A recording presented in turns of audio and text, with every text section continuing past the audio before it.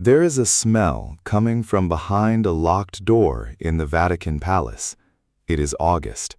Rome in August is a furnace, the kind of heat that sits on the city like a stone, that turns the Tiber sluggish and brown, that drives every cardinal and nobleman who can afford it out of the city entirely. The year is 1503, and the smell coming from behind that door has been there since morning. The servants know what it means. They have known since dawn, but no one has opened the door, because behind that door is the most powerful man in the Western world, or rather, what is left of him. When they finally open it, what they find inside the papal apartments will be described in careful, meticulous Latin by a man named Johann Burchard, the Vatican's own master of ceremonies, the official keeper of records, a man who had served 3 popes and who wrote down everything he saw without judgment and without mercy. What Burchard writes in his diary about the next 72 hours will become one of the most discussed passages in the history of the papacy. We will come back to that room. We will come back to what Burchard wrote and what it meant and why it matters. But to understand what was found behind that door in August of 1503, you need to go back 50 years. You need to cross the Mediterranean, leave Rome entirely, and travel to a small town in the Kingdom of Valencia, in what is now eastern Spain, a town called Xàtiva, a town that in the year 1431 produced a boy who would grow up to become the most controversial figure ever to sit on the throne of St. Peter. His name at birth was Rodrigo de Borgia. You may know him by his Italian name, Alexander VI. This is not a story about one bad pope in a long line of imperfect men. This is not a story about medieval superstition or anti-Catholic legend. This is not a story that ended when the Borgias fell from power. This is a story about what happens when an institution built on faith becomes the instrument of one family's ambition, and what it costs, not just the institution. Not just the family, everyone caught in between. Stay with me.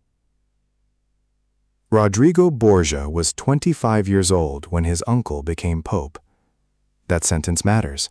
Sit with it for a moment. 25. His uncle, a Valencian cardinal named Alfonso de Borgia, was elected Pope Calixtus III in 1455, and within 3 years, young Rodrigo had been appointed cardinal deacon of the Roman Church. He had not earned this through scholarship or holiness or decades of patient service.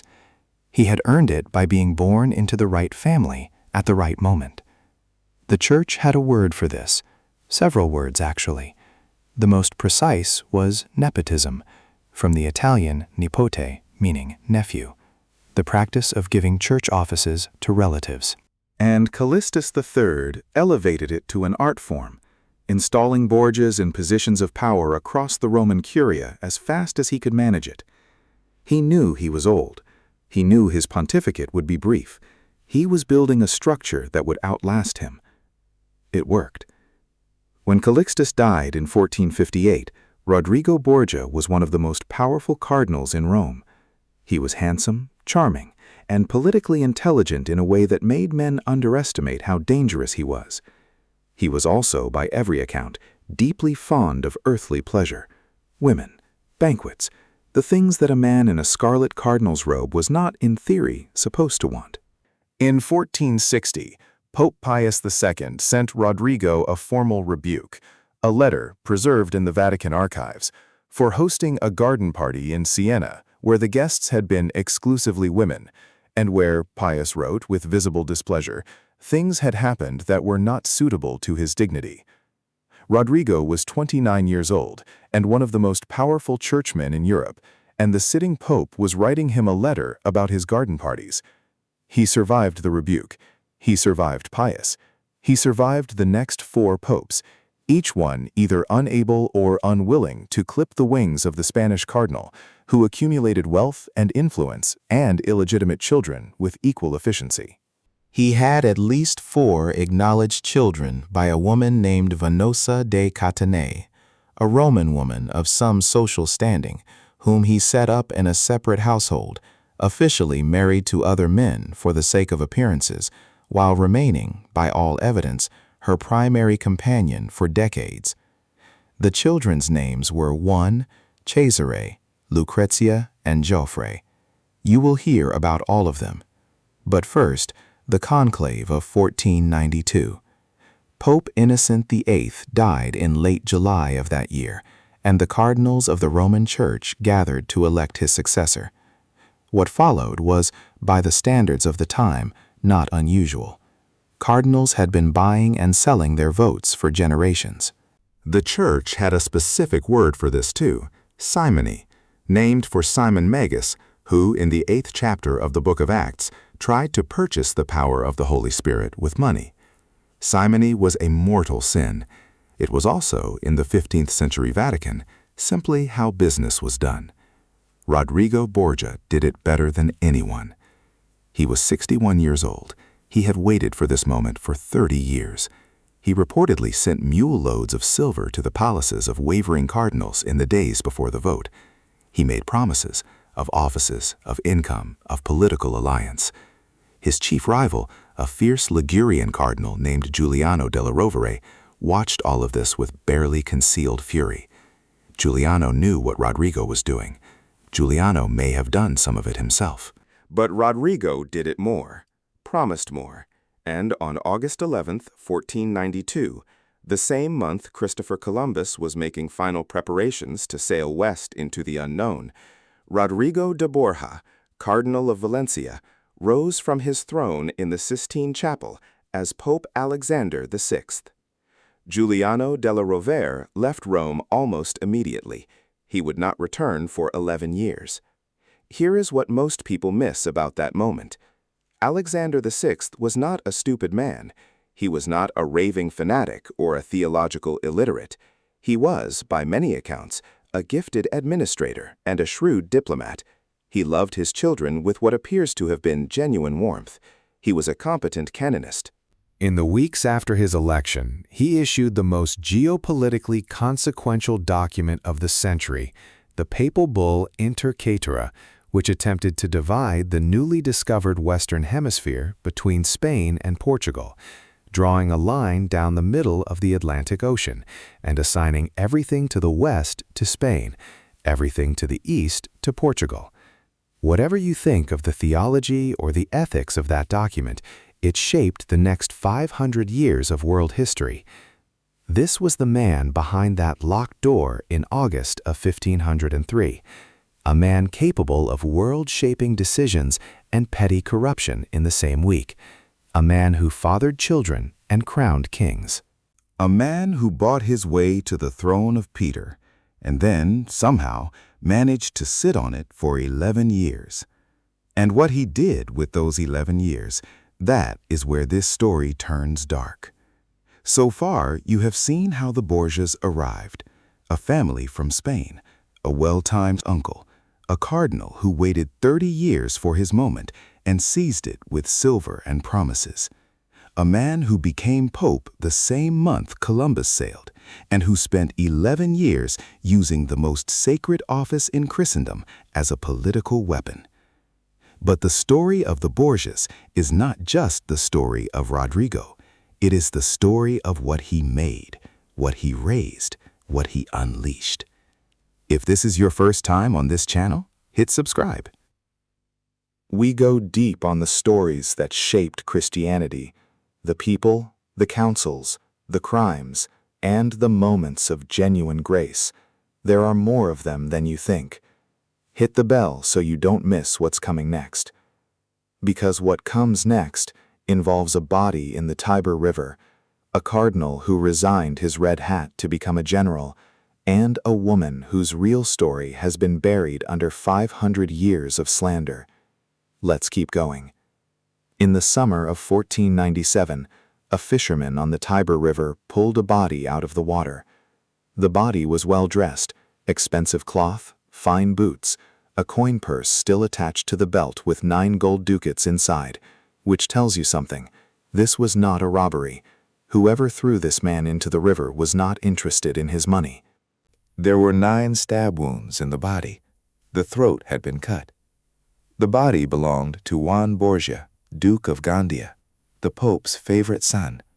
When Alexander VI received the news, according to the Faranese ambassador who was present, and who reported it back to his master in dispatches still preserved in the archives of Ferrara, the Pope wept, openly, in the consistory, before his cardinals.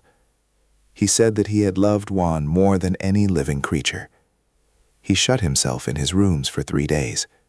He emerged to announce that he was going to reform the church, himself, the curia, the papacy, all of it. A commission would be formed. The selling of offices would stop. The nepotism would stop. The reform never happened. The commission met a few times and dissolved. The selling of offices continued. The papal treasury continued to fund military campaigns that enriched the Borgia family, and the investigation into Juan's murder was quietly dropped before it reached any conclusion that anyone in power wanted to hear. Because the man most historians believe ordered Juan's death was Juan's own brother, Cesar Borgia. You need to understand what kind of man Cesar was, because he is one of the most extraordinary and terrifying figures of the Renaissance, and not in a way that makes him admirable.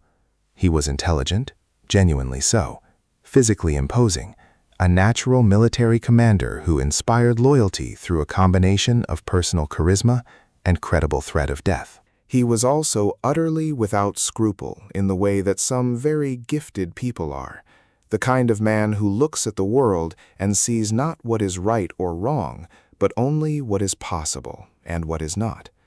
He had been made a cardinal at 17. He hated it. The red hat was his father's political instrument, not his vocation. And in 1498, he did something that had never been done before in the history of the Catholic Church. He resigned the cardinalate, voluntarily.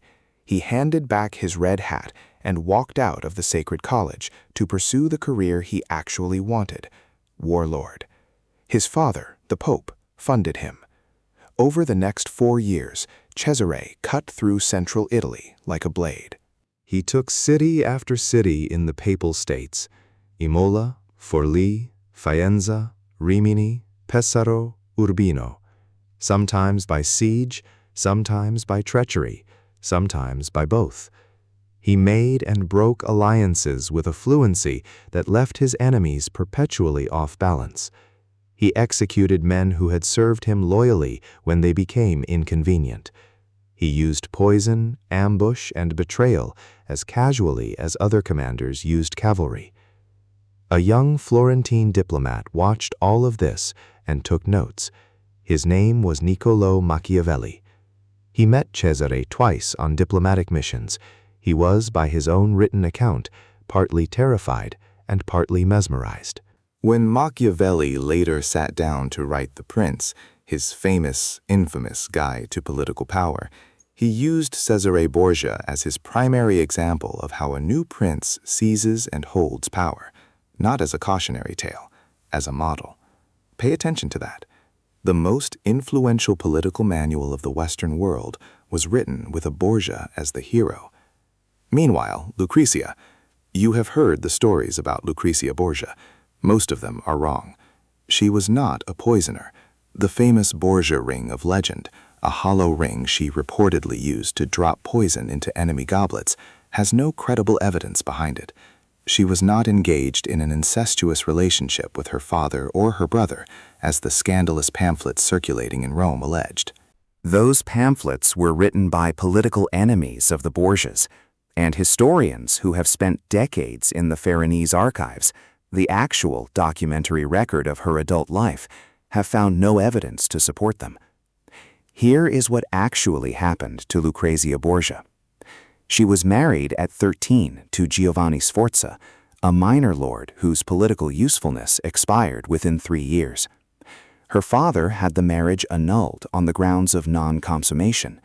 Giovanni Sforza, humiliated, retaliated by spreading incest rumors, which is where that particular legend began. She was then married at 18 to Alfonso of Aragon, the illegitimate son of the King of Naples.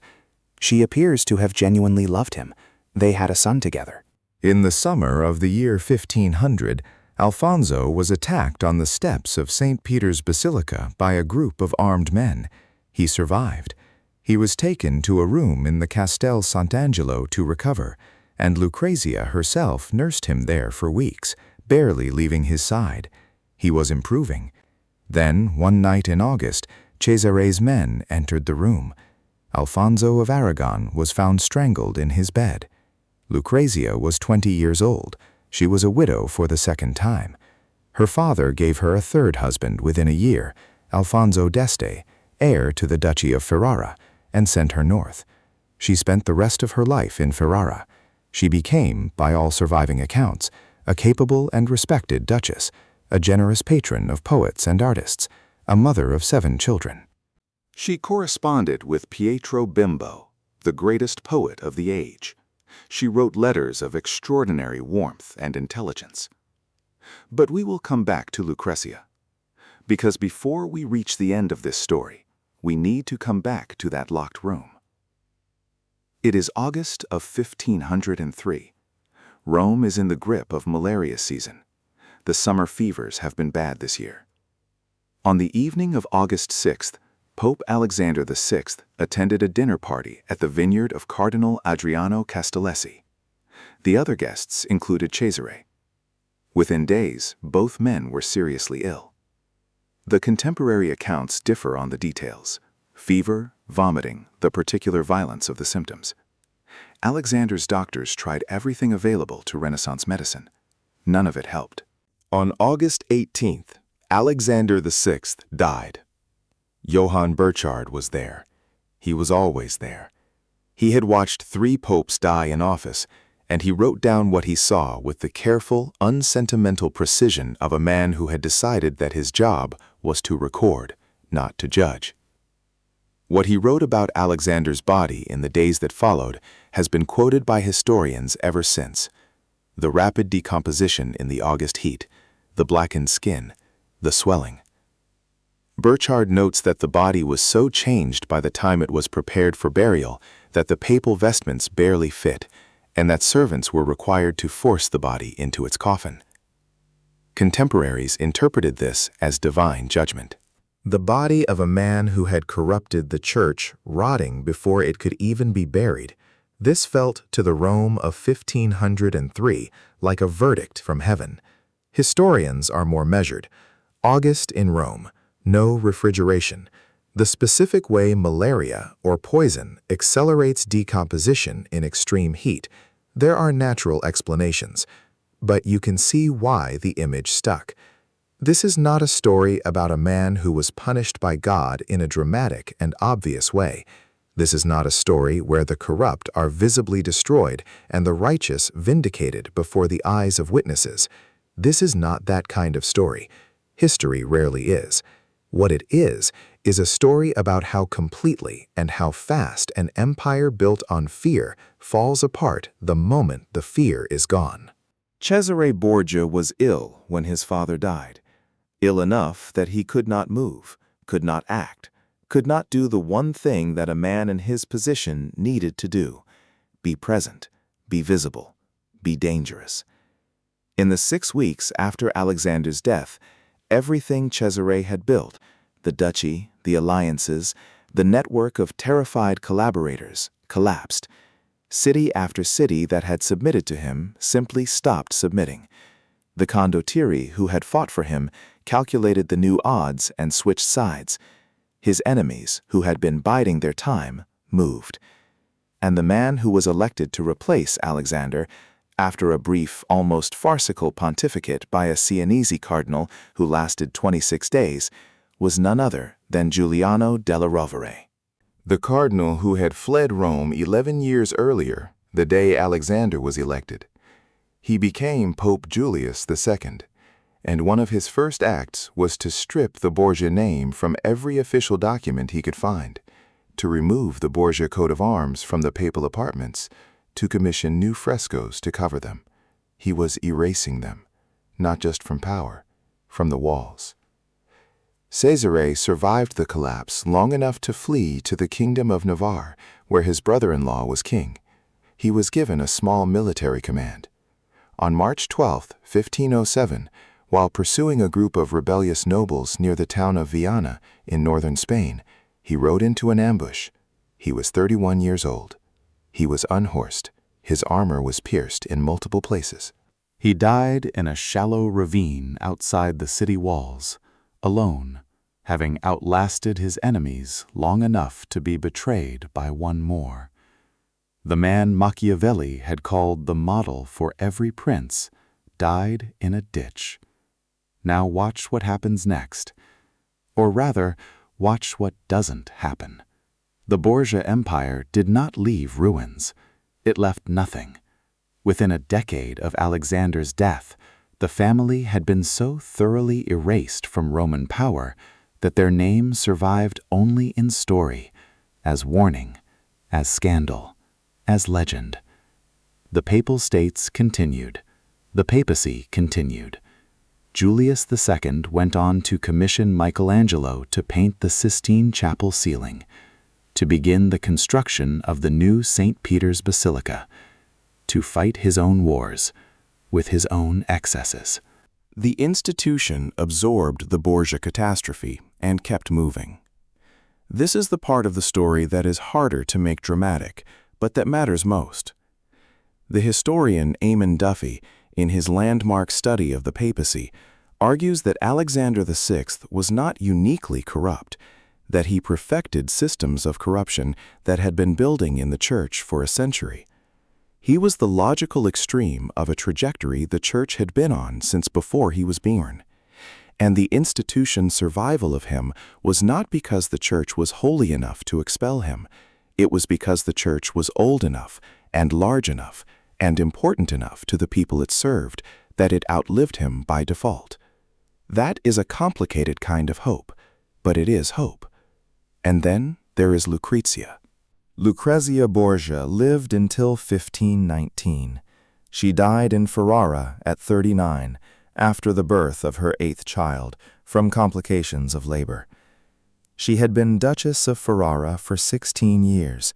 She had buried her father. She had buried Cesare. She had outlived the brother who had her husband strangled. She had raised children of her own. She had hosted poets and corresponded with cardinals, and administered her husband's estates with skill and, by all accounts, fairness. She asked to be buried in the habit of a Franciscan tertiary, the rough brown robe of a layperson affiliated with the Franciscan order, not in ducal robes, not in jewels, a simple garment.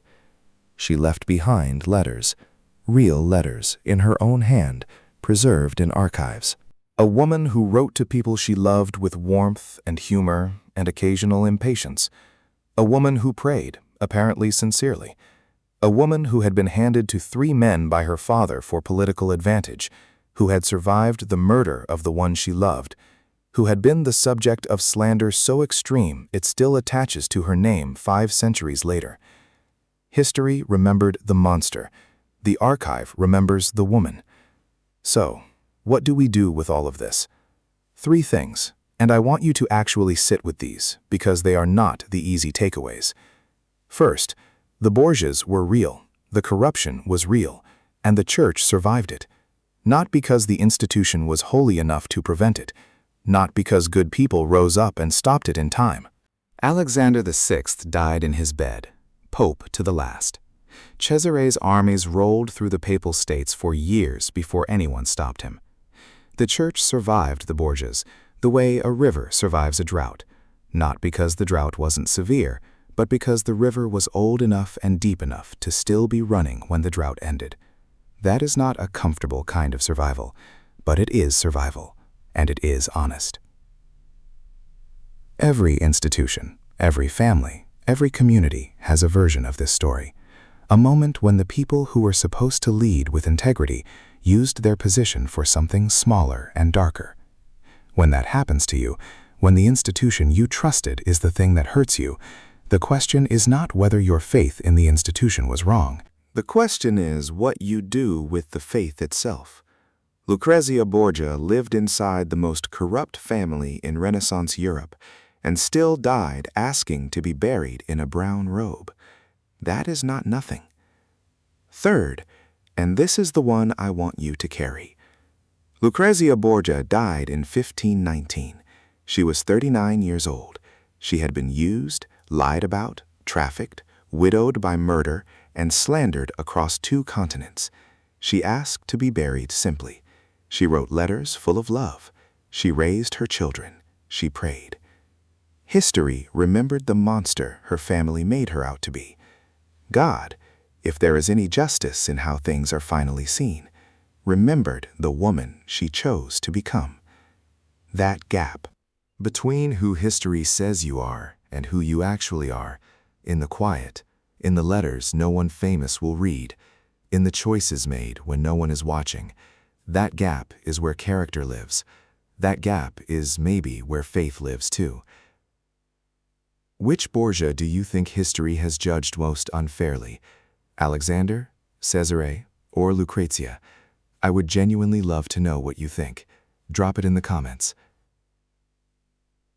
If this video meant something to you, share it with someone who would want to think about this. And subscribe, because we are not done with the stories that changed the church and the world, and maybe us. One last thing. Johann Borchardt, the man who wrote down everything, the parties, the murders, the death, the body, kept his job through the entire Borgia pontificate. He served Alexander faithfully. He recorded everything faithfully. He never said a word out loud. He just kept writing. Some days, the most faithful thing a person can do is refuse to look away, even when what you are looking at is the worst version of something you love. Especially then.